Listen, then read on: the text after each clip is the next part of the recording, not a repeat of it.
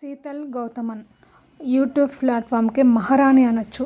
యూట్యూబ్లో మనకు షణ్ముఖ్ జశ్వంత్ ఇలాగా తేజ్ ఇండియా, మన రవిశివ తేజ ఇలా చాలామంది ఉన్నా కానీ ఒక ఓన్ ఐడెంటిటీతో ఒక అమ్మాయి దూసుకురావడం అంటే చాలా అరుదైన విషయము. దట్టు తన సొంత యూట్యూబ్ ఛానల్లో తను ఇండిపెండెంట్గా అంటే తనే లీడ్ రోల్ ప్లే చేస్తూ వెబ్ సిరీస్ అనేది రిలీజ్ చేస్తుంటారు.